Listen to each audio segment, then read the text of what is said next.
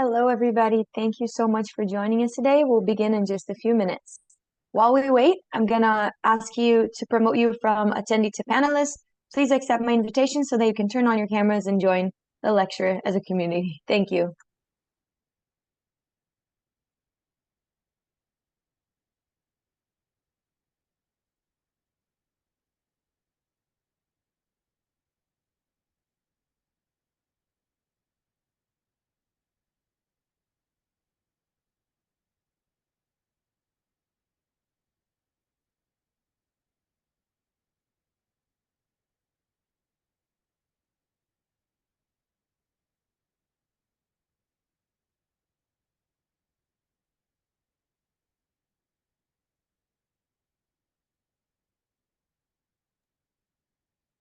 Hello, everybody. Once again, right before we start, I'm promoting everyone from attendee to panelist. If you'd like to be promoted and haven't been asked yet, please raise your virtual hand and I'll go back and promote you. So I think, Mahak, I'll pass it on to you and we can get it started. Great. Thanks, Stephanie. Hi, everybody, and welcome to the Holocaust ISGAP Holocaust and Literature Seminar Series. So for today's session, we have with us Roni Mikel-Arieli. She is a cultural historian interested in the intersections between Holocaust memory, contemporary Jewish history, and African studies. She is a postdoctoral fellow and a teaching fellow at the Department of Sociology and Anthropology at Gurion University of the Negev. Mikel-Arieli is also the academic director of the Oral History Division at the Institute of Contemporary Jewry of the Hebrew University of Jerusalem. She is also the recipient of several fellowships. Her first authored book, titled Remembering the Holocaust in a Racial State, Holocaust Memory in South Africa from Apartheid to Democracy, published in 2022. Her articles have appeared in the journals, Journal of Genocide Research, African Identities, Journal of the Jewish Identities, South African Historical Journal, the Communication Review, and Jewish Social Studies. And she's also the Modern Books section editor of the Jewish Historical Studies, a journal of English-speaking Jewry. Thank you so much, Roni, for being with us today. And over to you. Thank you so much. So I would like to actually open by thanking the organizers of this event for the opportunity to actually talk about my study for a change. Over the past few months, this was not what I was doing, unfortunately. So thank you so much for inviting me. And I would like to share my presentation, and I will start just making sure that you can see everything. Wait, just a second. Yes, do you see the map now? Okay. Yes. Okay. So we will start, and I also want to thank all of the ex-detainees and relatives of ex-detainees that are here with us today. It's very good to see all of you. Thank you for coming. And thanks to everyone else who arrived to actually took the time to come and listen. On December 9, 1940, 1,581 Jewish refugees fleeing Nazi-controlled Europe and surviving a long journey to British-mandated Palestine were deported by the British colony, to a colony in Mauritius. The refugees spent almost 5 years in the Bobasan prison before leaving the island in August 1945.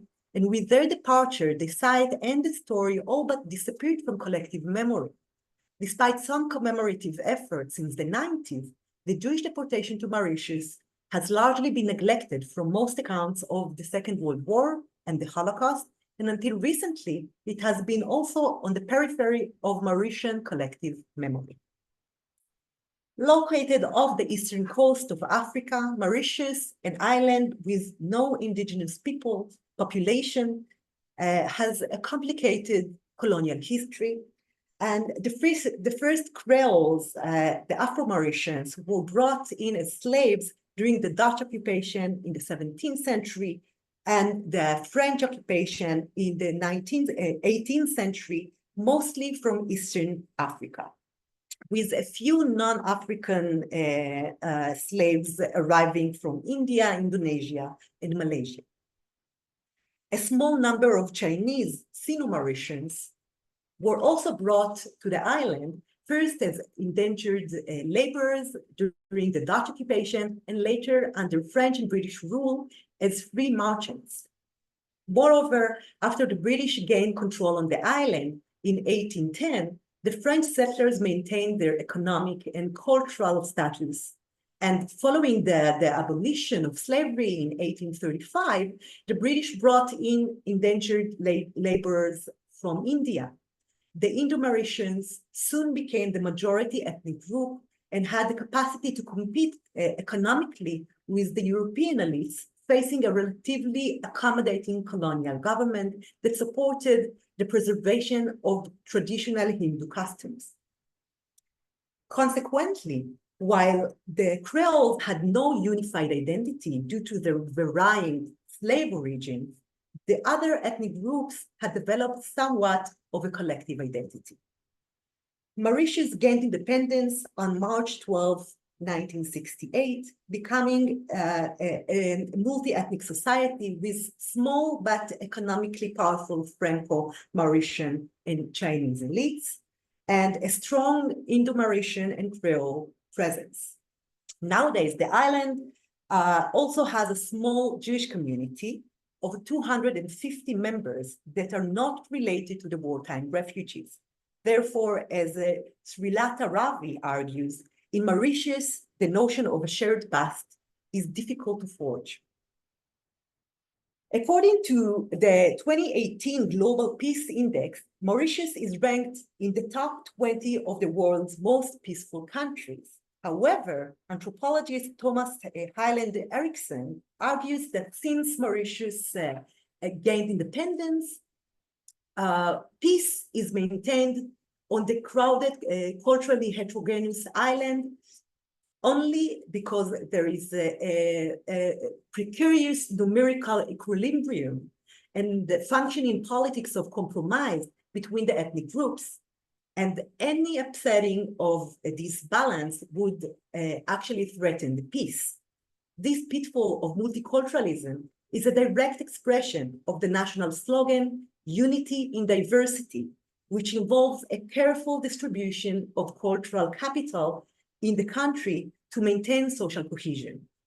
Nevertheless, the decision to create Mauritian national unity tends to preclude the distinctiveness of the group's collective identities, which in turn avoid dwelling on their past. Recently, however, through the work of activists, poets, and writers, authors, the local histories of slavery and colonialism have regained some resonance. In this context, over the last 2 decades, the Jewish deportation to Mauritius becomes central as a somewhat non-conflictual history to engage within this multi-ethnic society.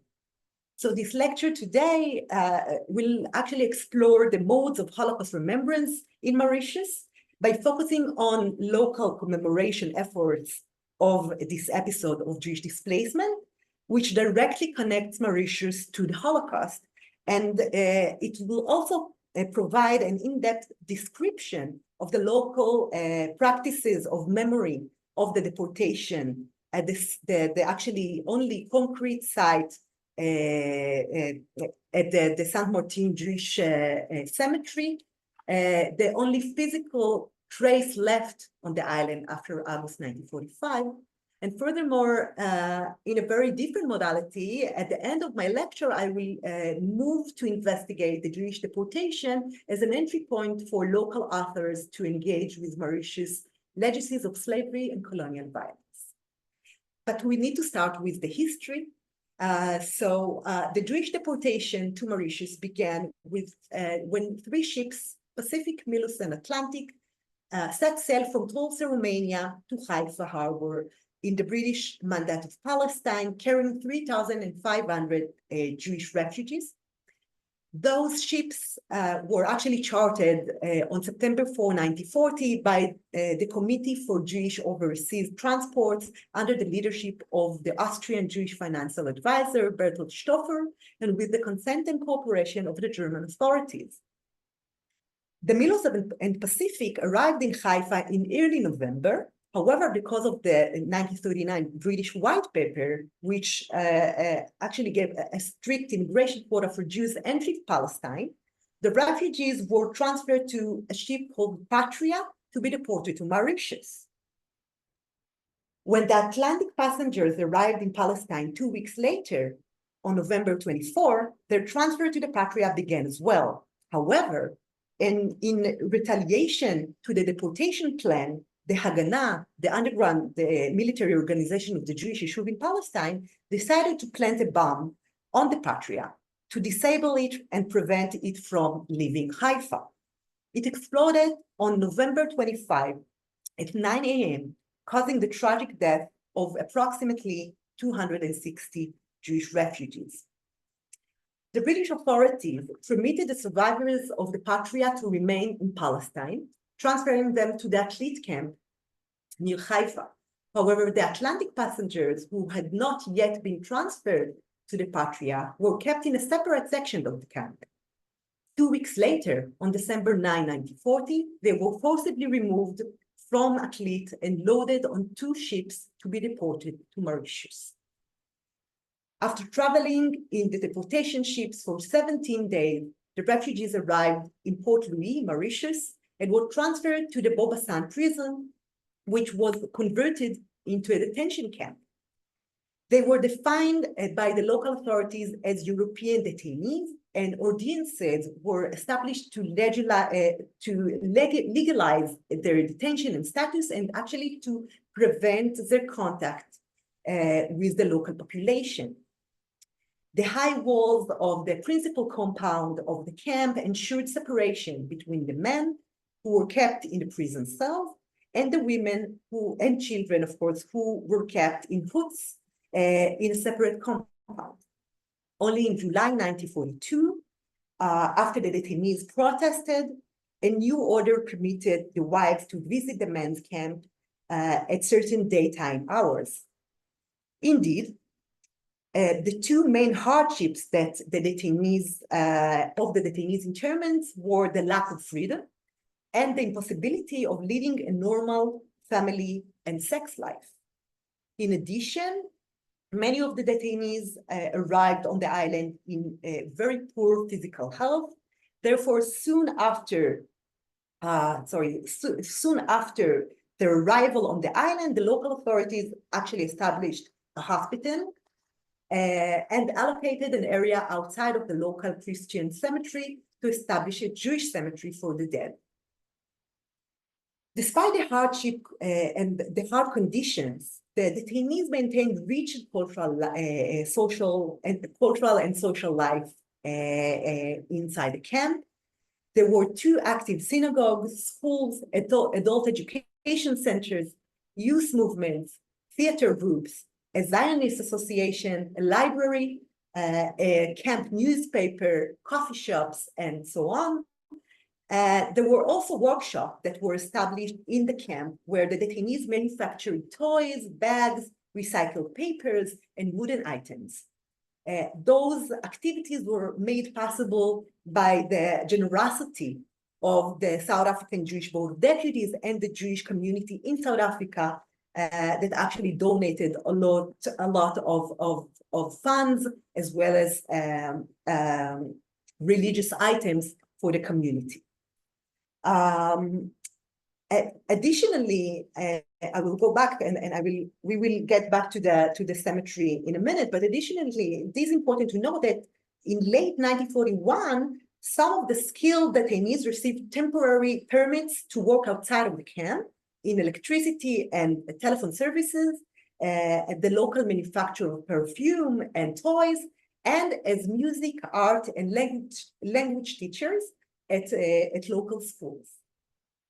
On February 21st, 1945, the governor of Mauritius informed the detainees' leadership that the British authorities had permitted them to go back to Palestine. However, it took another 6 months before the refugees actually left the island. And in 1946, the South African Jewish Board of Deputies acquired ownership of the St. Martin Jewish Cemetery. As I said at the beginning, this is the only trace of the Jewish refugees left on the island. In spite of this, no public efforts were made to keep this episode alive in local memory in Mauritius. Well, there were some formal commemoration events on the island from the early 90s. It was mainly attended by officials, ex-detainees, and members of the South African Jewish community. The Jewish deportation remained unknown to most Mauritians. In late 2014, the Bobasan Jewish Detainees Memorial and Information Center was officially established inside a memorial chapel at the Jewish cemetery, with the help and support of the African Jewish Congress and the South African Jewish community again. And during my first visit in Mauritius in May 2019, I contributed to the formation of a collaborative partnership between the Johannesburg Holocaust and Genocide Center, the Rosa Luxemburg Stiftung in Southern Africa, and the Bobasan Jewish Detainees Memorial and Information Center to promote the local history project. A second visit followed in January 2020, just before COVID happened, where a committee was established to advance the local memory. And I became actively involved in local commemoration efforts. And we actually launched, as you can see in the picture, we launched a local video testimonies project with local Mauritians who had personal recollections of the detainees. This was actually the time when we actually started planning the 75th commemorative ceremony marking the liberation of the detainees from Mauritius. However, a month later, as we all know, COVID-19 pandemic changed everything, and we actually had to move online. So the 75th commemorative ceremony took place online on August 12, 2020. The commemoration event was attended by 194 guests. More than half of them were actually former detainees and relatives. Many Mauritians attended, and also many other dignitaries and diplomats. And since 2020, the commemorations marking the deportation in December and the liberation in August became annual online gatherings, where the Bobasan Jewish Detainees Memorial and Information Center, together with the Johannesburg Holocaust Genocide Center and myself, are collaborating with various organizations to remember the Jewish deportation to Mauritius. And before we go to the literature section, I also want to say that eventually on last September, 38 ex-detainees and families, among them 4 ex-detainees who were actually born in Mauritius on the camp, diplomats from Germany, Austria, Britain, and Israel, and the Vice President of Mauritius, religious leaders and distinguished guests from Mauritius and around the world gathered in Mauritius to commemorate the 83rd anniversary of the Jewish deportation to the island. The 3-day event included a very moving opening ceremony at the St. Martin Jewish Cemetery, where 126 Jewish detainees are buried, a visit at the Bobasan prison, which is actually still an active prison in Mauritius. We went to the Rose Hills concert hall where the detainees performed during their detention, and to the Port Louis harbor. And it was a very, very moving event. But it was still, for the local audience in Mauritius, it's still a very, very unknown episode. And history, and if we want to speak about history in general in Mauritius, it is being taught in primary and secondary schools as part of social studies alongside geography and sociology. However, the curriculum is limited to superficially focusing on the country's colonial past, with modern history barely taught.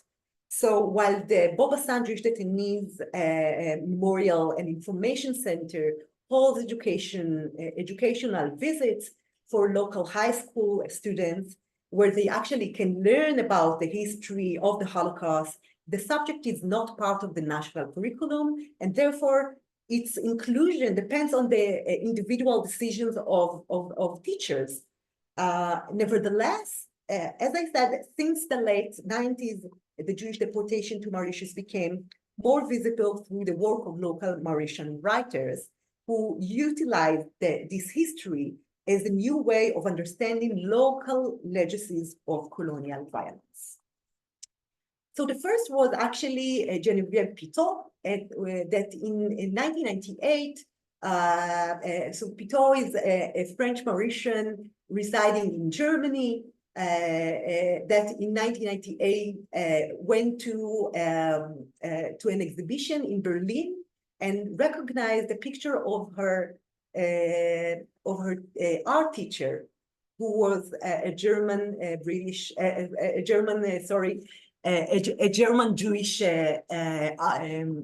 painter, and she actually decided to write what became the most comprehensive book on the Jewish deportation to Mauritius, the Mauritian Shekel.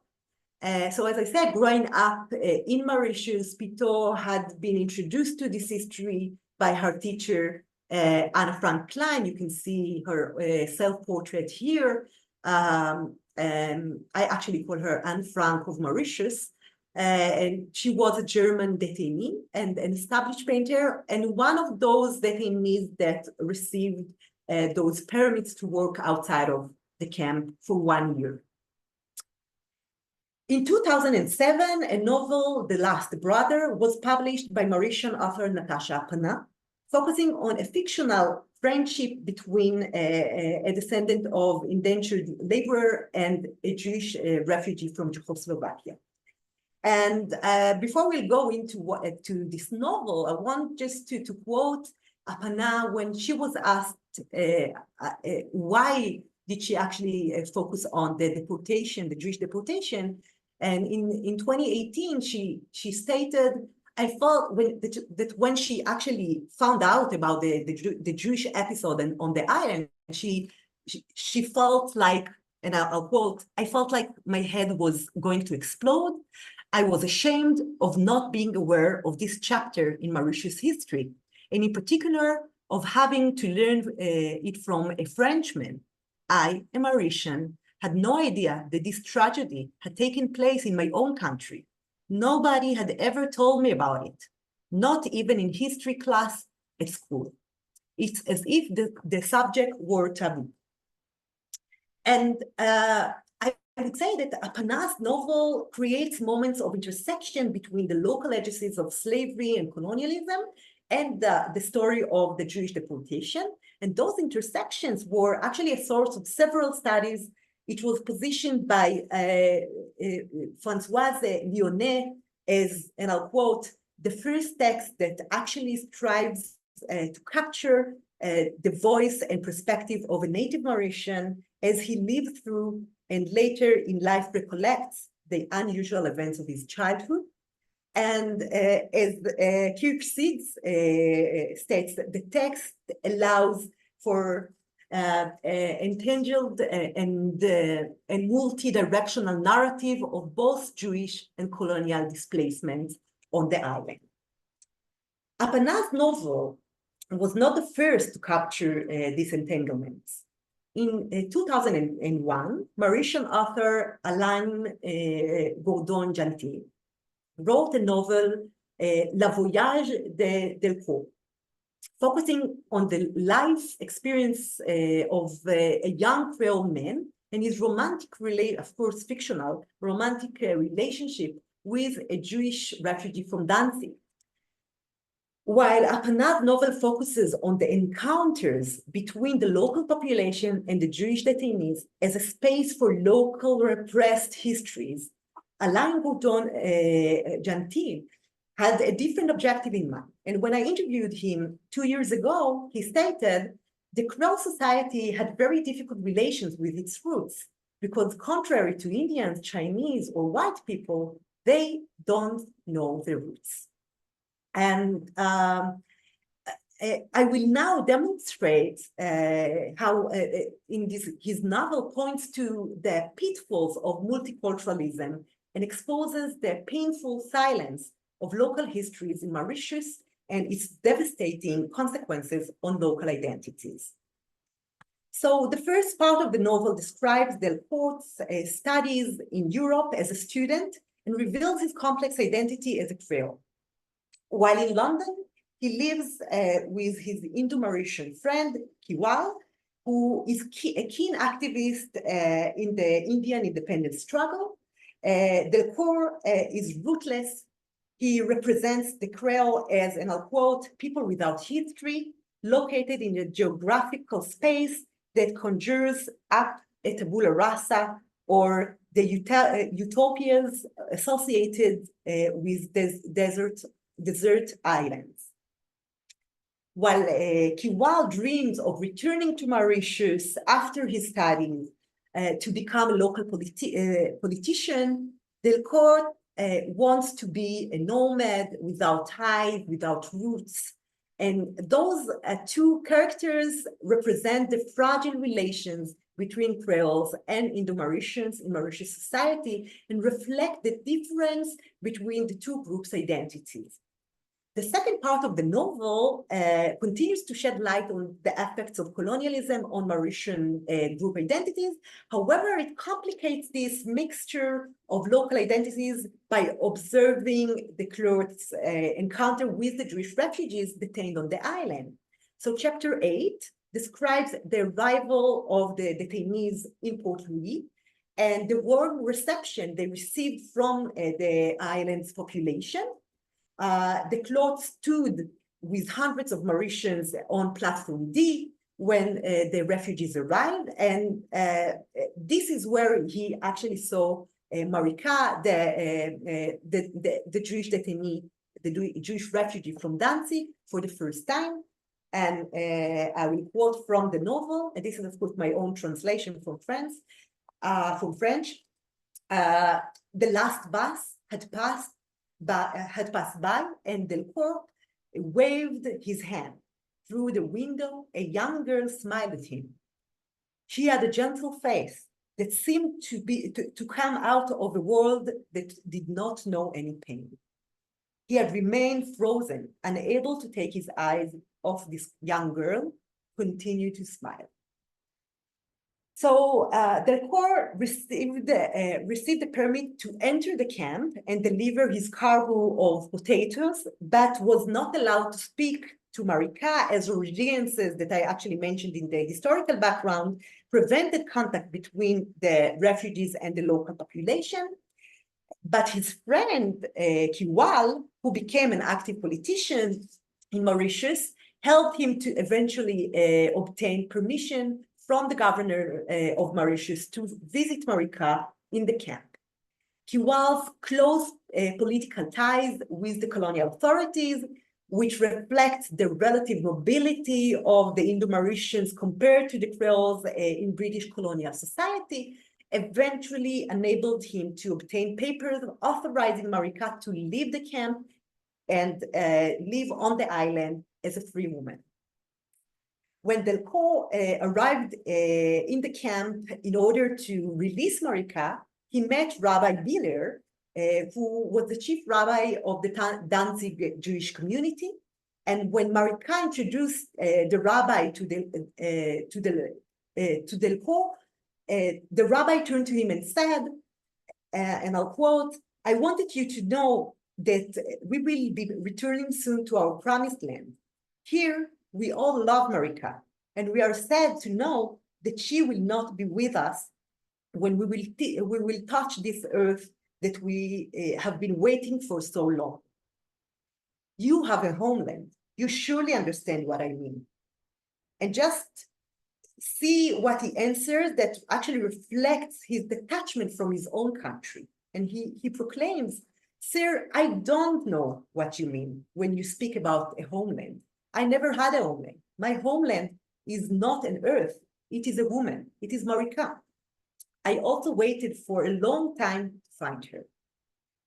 So after living together throughout wartime, in August 1945, Marika told the Pope that her fellow detainees received permission to return to Palestine and that she decided to join them. And she said, "I miss them. They are in distress, and I know I can comfort them. They are waiting for me. They need me. You are rich. You have nothing to offer. I have nothing to offer you that you don't already have." And his obsessive love towards Marika is actually positioned against her Zionist tendencies and her longing for the promised land. He cannot understand Zionism and is actually unable to come to terms with the fact that Marika prefers her love to a land over loving him. So the story ends with the two standing at platform D again, almost 5 years later, after they first saw each other, and saying actually goodbye. So this novel actually points to entangled history through the literary representation of the complicated multi-ethnic nature of Mauritian society during the Second World War, through the specificity of the Jewish history of persecution, statelessness, and detention. We can see how this novel points to the constraints of Mauritian society as the direct and indirect outcome of historical colonial violence. A particular focus is given in this novel to the marginalization of the unrooted Creole identity on the island. First, it is positioned against the Indo-Mauritian rich identity and its nationalistic ties to India, and then against the detainees' Jewish identity and Zionist tendencies. So if I may conclude, Holocaust memory in Mauritius is directly related to the Jewish deportation to the island during the war and to the concrete site of the Saint Martin Jewish Cemetery. The Jews deported to Mauritius had experienced the rise of Nazism, German occupation, and racial persecution. However, because they were fortunate enough to escape anti-Semitic persecution and murder, their stories remain at the margins of most accounts of the Holocaust. Yet, those refugees eventually became victims of another form of violence, colonial persecution, imprisoned in a detention camp on a remote outpost of the British Empire in the Indian Ocean. While at the margins of Holocaust history, this deportation reveals the entanglement between wartime Europe and the colonial world. It connects the island to the grand processes and events related to the persecution and genocide of European Jewry, while positioning Mauritius as a space of ongoing colonial violence. Interestingly, while Mauritian society has a very complicated history of slavery and colonial occupations, the national tendency is to avoid dwelling on the past. However, as I hope that I was able to demonstrate, it is through the Jewish deportation that the multicultural society not only reclaims its place in the history of the Holocaust, but also provides space for other local histories to gain resonance. Thank you so much for listening. Thank you so much, Roni, for enlightening us about this piece of history, which is at times referred to as a forgotten piece. So before, we do have a couple of questions, but a very curious question. When did you learn about it and what triggered you to this research? That's a great question. So it was by accident, I must say. So the story is like that. When I started working on my dissertation, which was actually on Holocaust memory in apartheid South Africa, I turned to the Zionist Federation for scholarship. I had no funding. And when I told them about my research, they say, there is a very interesting another episode, not that we want you not to research about South Africa, but there is a very interesting thing that is going on now. It was just when the 2014 opening of the memorial happened. And so this was actually the first time that I ever heard about this episode. And then I arrived in South Africa. I went to the Jewish archives in Johannesburg. And there I found a box titled Mauritius. And I had to be very patient. So I scanned everything. And then I said, okay, it's much more than a paragraph in my dissertation. It deserves a separate research. So I had to be very patient again. And I waited, and as I submitted my PhD dissertation, I went back to the Mauritius, to the deportation to Mauritius, and started working on it when I was actually free to do it. So I have been working on this episode for the past 4.5 years now. Yeah. Wow. Well, then I guess it was a very lucky accident. I think that as historians, most of our accidents we are detectives and we need luck. So that's the question, and that's why I believe that when we are conducting research, we first need to go to the archives and to see what the archive says. What the archives should speak, and then after they speak, we can actually go back and think about the research question and the topic and everything. Yeah. Great. So there's a question, and the question is, what was the total number of Jewish refugees imprisoned on Mauritius? And wasn't the 126 deaths a very high number for the 5 years? So I'm sorry I did not provide this information because it was not a very historical paper, but there were 1,581 refugees who left Athlete on the deportation ships.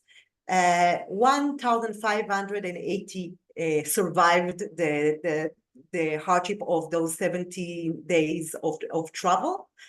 And yes, 126 is a very high number. Most of them died from pandemics. Many of them arrived, as I mentioned, to Mauritius in a very, very bad shape, bad health. So typhoid and malaria and other pandemics that they had to cope with.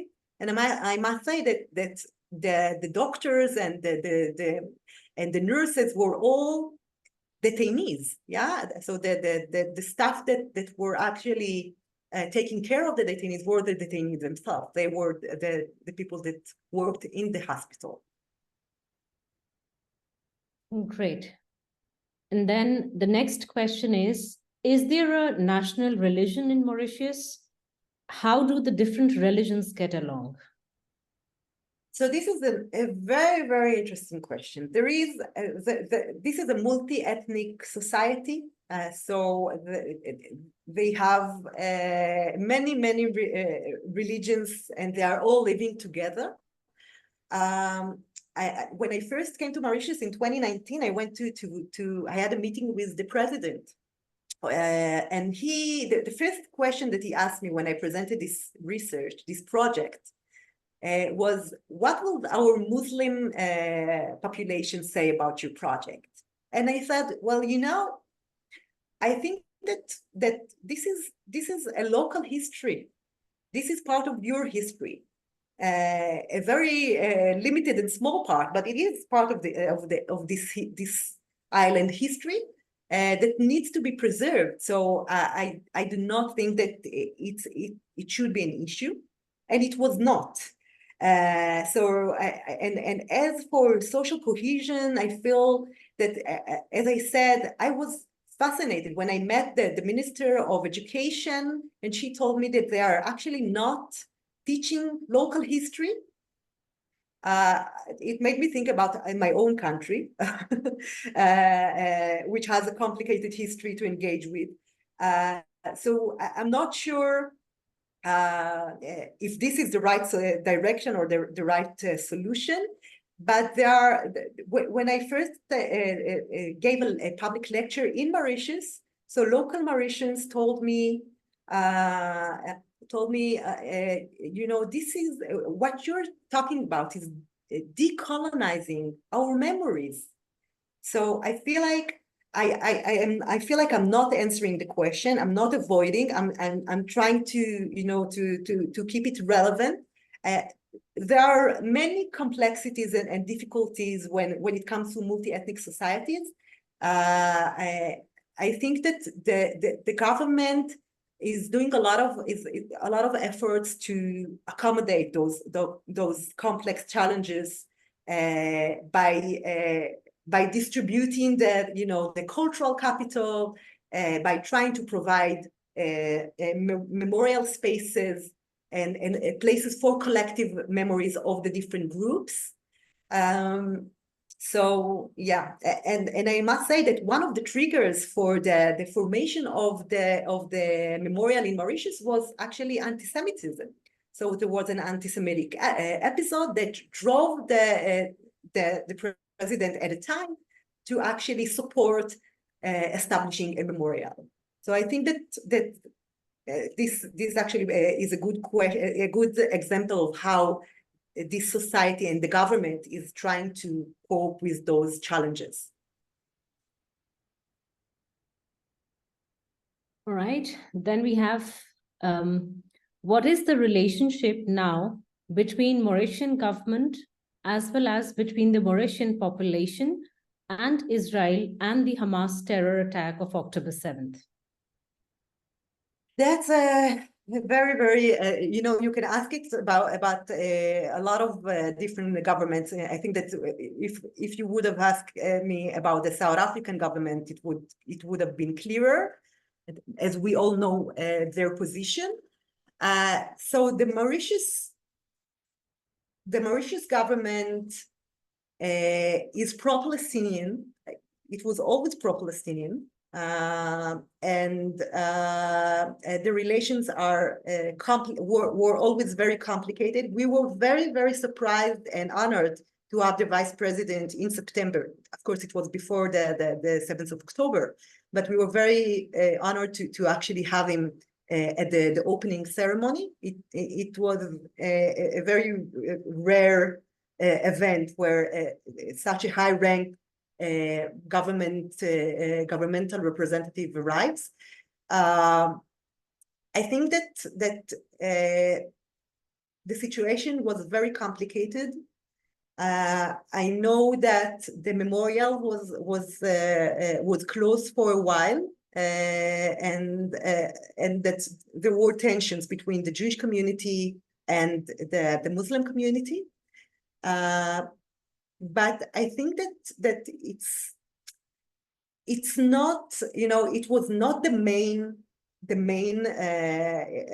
you know, I feel like it was on the margins.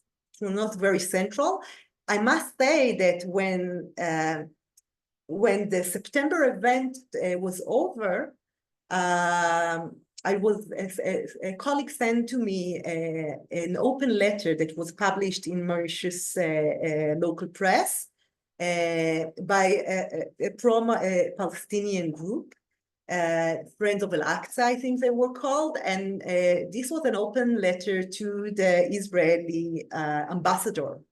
And they actually spoke about you know, the Jewish deportation and the event that was that, and spoke about it as an opportunity for the state of Israel to think about refugees and also about the Palestinian refugees, and to reach out for peace. Of course, we all know that a few weeks later, the dream of peace was, you know, I do not want to be, you know, very dramatic, but it's very hard now to think about. about peace. We must speak about it. We must continue working together for, I feel like we are all here, Palestinians and Israelis and Jews, and we will all stay here, and we will need to find a way to live here together. So for me, I must say that when I got this open letter, it was very uplifting, but no one could have imagined what will happen a few weeks later. So yeah. Okay. There's another question which says, is there an English translation of the book Le Voyage de Delcourt? Not yet. We're working on it. We're trying to find a budget for the translation. I know that Alan is really, really keen to have it translated. But I must say that there was also so this novel was actually adapted into also a theatrical performance as well, which is very interesting. So it was also in French, and it was very successful in Mauritius and in France.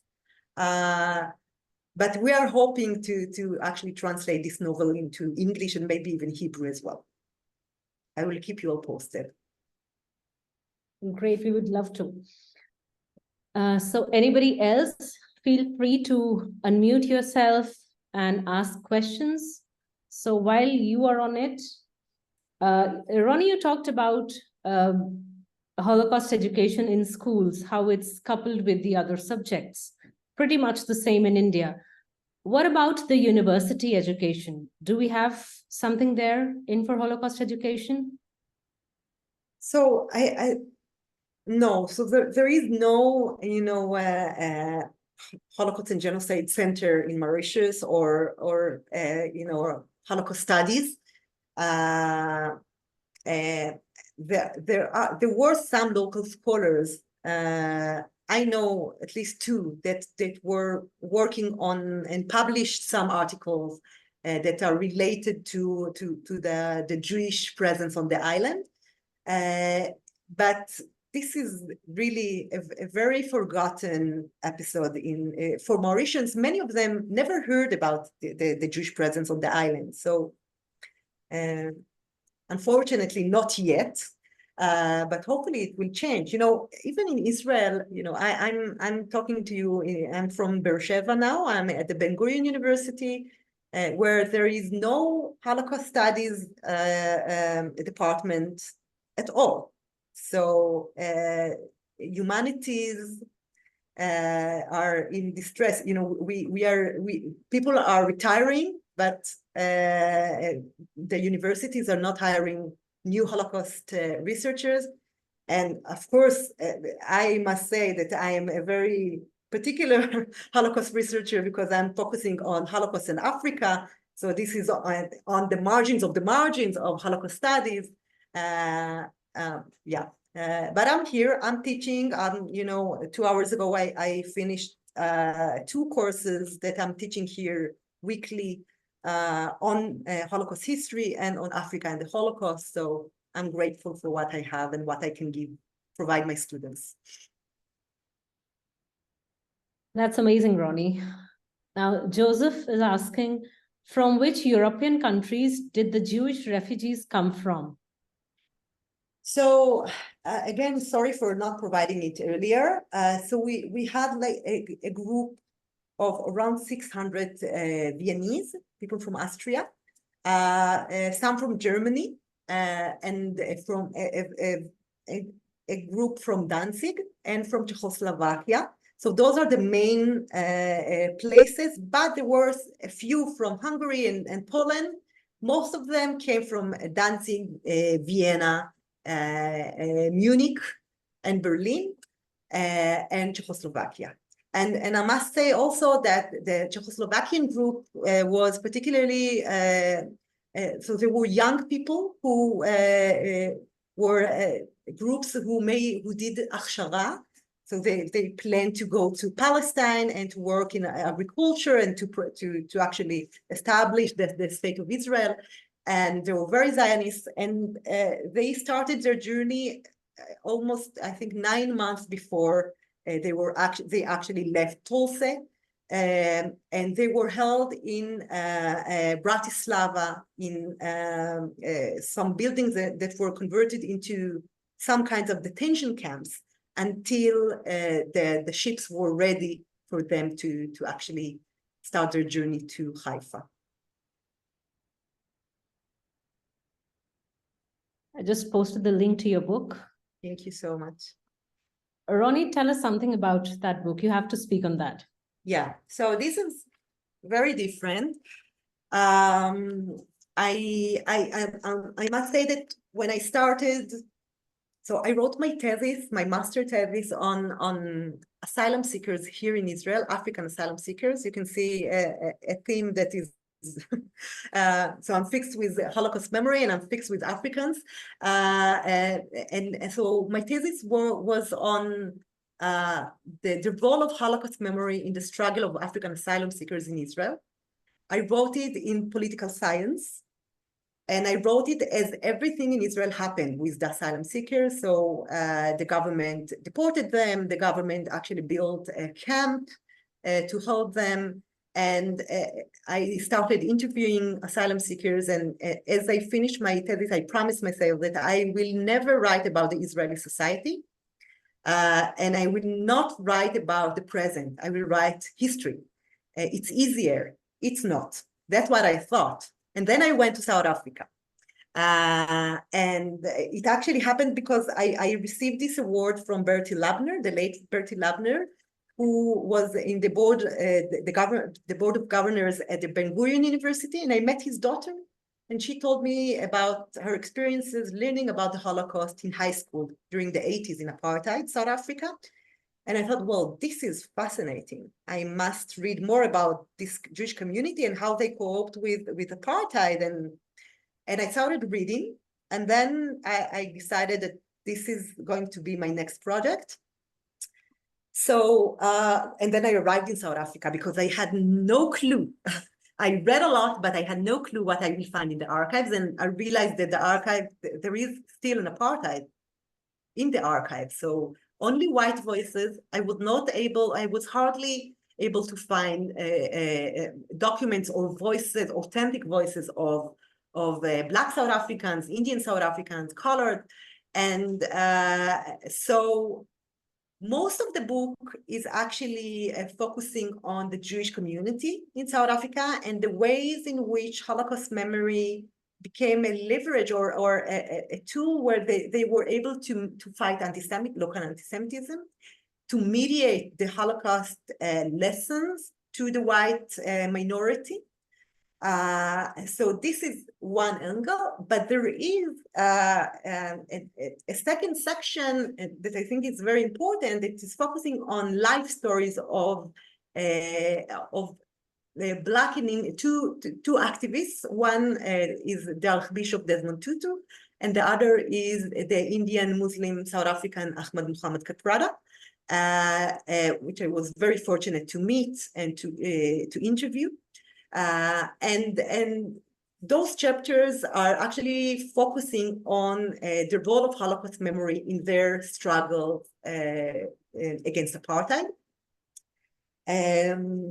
So I think it's interesting. It's very complicated. It's very relevant now, unfortunately. I think that if people want to understand, not to justify, but to understand why it is South Africa that is actually, claiming for genocide in Gaza.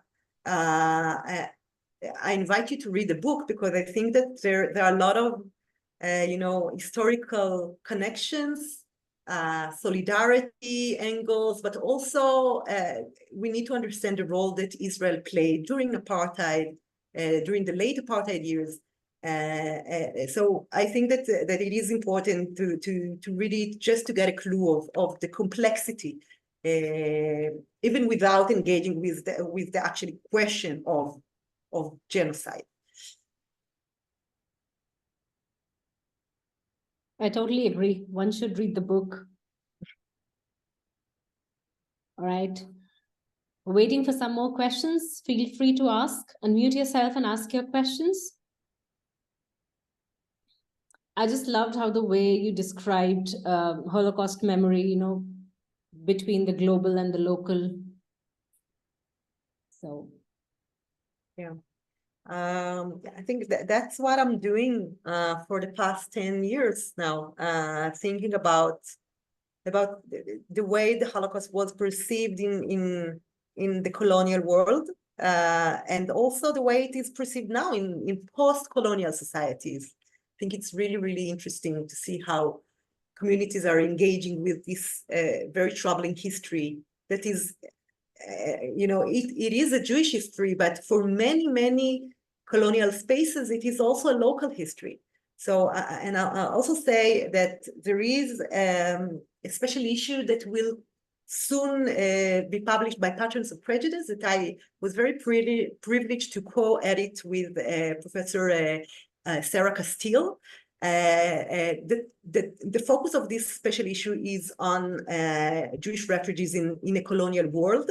And we have papers speaking about refugees arriving in different places in South Africa, in Kenya, in Suriname, and other non-conventional places, and how those encounters with colonial authorities, but also, and maybe mainly with the local populations, created a space for recognition of different kinds of suffering without creating hierarchies. And we always tend to create hierarchies of suffering. With Mauritius, I think that the main issue is always to compare. Bobasan was bad. It was not nice, but it was not Auschwitz. But of course, it was not Auschwitz. Atlit was also not Auschwitz, but it was a camp. They were not free. And Cyprus was also not Auschwitz, but my grandmother was not happy there. She wanted to be in Israel. So there is, I try to create a space to discuss sufferings without creating hierarchies, because this is a very individual, emotion.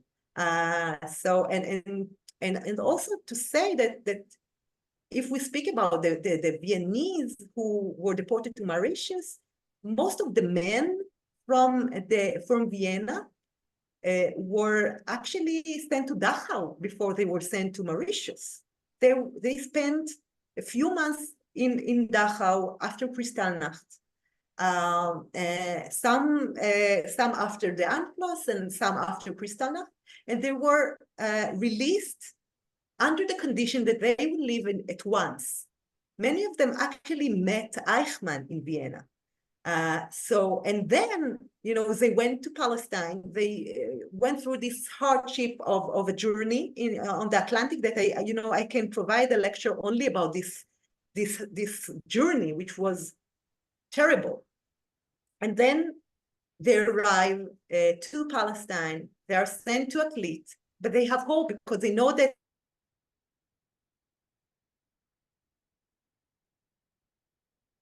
eventually. But then they are deported to Mauritius.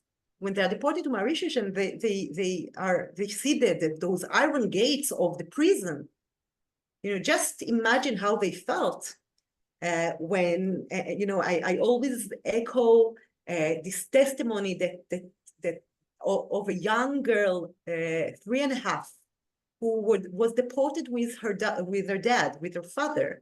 And she remembers when I took her testimony, she says, I remember the moment when my dad had to lift me and to give and he actually, he took her to the Mauritian guide, and she grew up for 4 years and 7 months, since she was 3.5, in the women camp without a father. And of course, her mother committed suicide, so she was not deported. But, this is, she says, at night, I can still hear my own screaming when you know when I close my eyes, she actually lives this moment of being separated from her dad over and over again. So, you know, yeah, it's not Auschwitz, but it's a case. It's part of our history. It's part of our memory. We need to commemorate those who died. We need to remember for the second, third generations. We need to learn from this history.